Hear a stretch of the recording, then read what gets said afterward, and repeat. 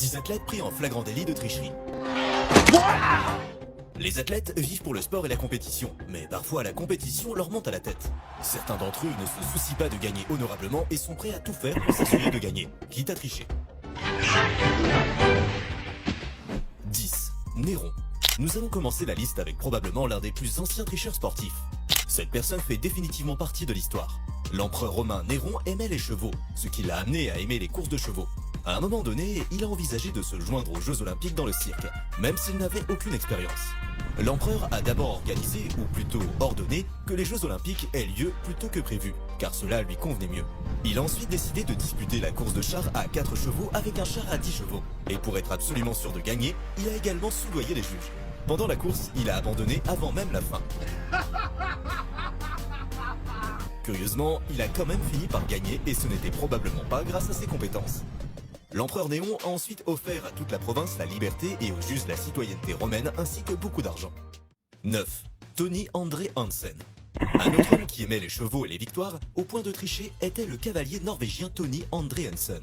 Hansen a poussé la triche à un tout autre niveau et a même impliqué son cheval dans cette tricherie. Hansen et son cheval, Camiro, ont remporté la médaille de bronze dans l'épreuve de saut d'obstacle. Mais il n'a pas pu profiter de cette médaille très longtemps. Peu après la victoire, les juges ont découvert le poteau rose. Camiro, le cheval de Hansen, avait de la capsaïcine dans son organisme, un composant actif du piment. La capsaïcine peut être utilisée pour des blessures mineures, mais elle peut aussi fonctionner comme un stimulant et est donc interdite par les Jeux Olympiques. Hansen a été reconnu coupable et a été suspendu pour 4 mois et demi. La médaille de bronze a ensuite été attribuée à une équipe suisse qui s'était initialement classée en 4e position. Hansen a essayé de faire appel de la décision à plusieurs reprises, mais n'y est pas parvenu. 8. Ben Johnson. Ben Johnson, un sprinter jamaïcain et canadien, aimait aussi les courses mais sur ses propres jambes. Il ne participait pas toujours aux compétitions de la manière la plus honnête qui soit. Ben Johnson avait un rival de longue date, Carl Lewis, qu'il a finalement réussi à battre. Johnson a remporté la médaille d'or du 100 mètres aux Jeux Olympiques de 1988. Lors de cette course, Ben Johnson a établi un record du monde de 9,79 secondes. Ce record lui a toutefois été retiré peu de temps après.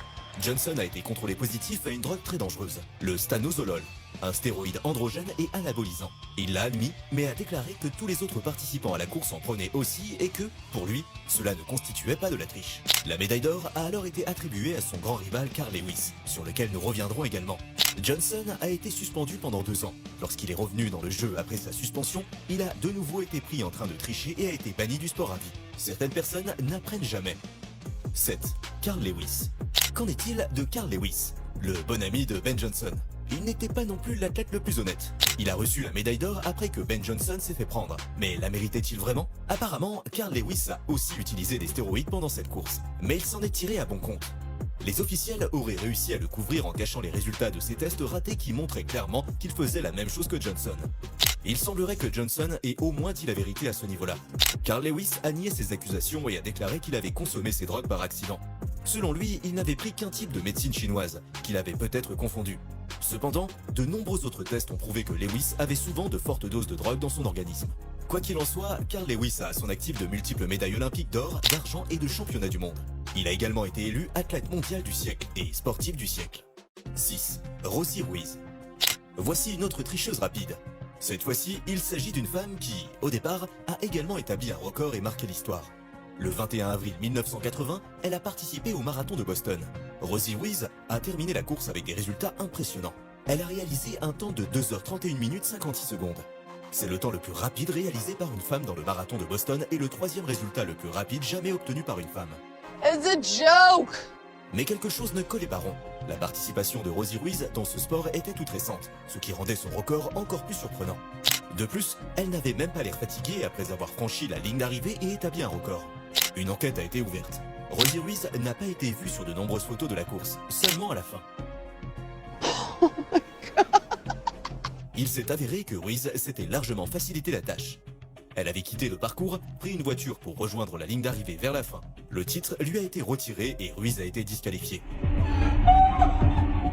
Rosie Ruiz a insisté sur le fait qu'elle n'avait jamais triché jusqu'à la fin. 5. Dora Radjen. L'athlète suivante était également une femme rapide. Du moins, c'est ce que les gens croyaient. Dora Radjen était une athlète allemande qui avait de nombreux succès sportifs à son actif. Elle a participé aux Jeux Olympiques de 1936 où elle a terminé à la 4e place. En 1938, elle a participé aux championnats d'Europe d'athlétisme. Elle a établi un record avec un saut de près de 1,67 mètres et a remporté une médaille d'or. Mais voilà le hic. Apparemment, ce n'était pas une femme. What? En 1938, il a été révélé que Dora Radchen était en fait un homme. Un conducteur de train a remarqué qu'il ressemblait surtout à un homme et une enquête a été ouverte. Lorsque Dora Radchen est née, les médecins ne savaient pas qu'il s'agissait d'un garçon ou d'une fille. Ses parents l'ont élevé comme une fille, mais il a réalisé qu'il était un garçon vers l'âge de 10 ans. 4. Whitey Ford. Il est surprenant de constater le nombre d'athlètes qui ont été pris en train de tricher. Un autre athlète tricheur bien connu est Whitey Ford. Whitey Ford était un lanceur de baseball américain avec une longue et brillante carrière. Mais cette carrière ne s'est pas faite sans controverse. Il n'a pas pris de stéroïdes, pour autant que nous le sachions, mais il avait plusieurs autres astuces.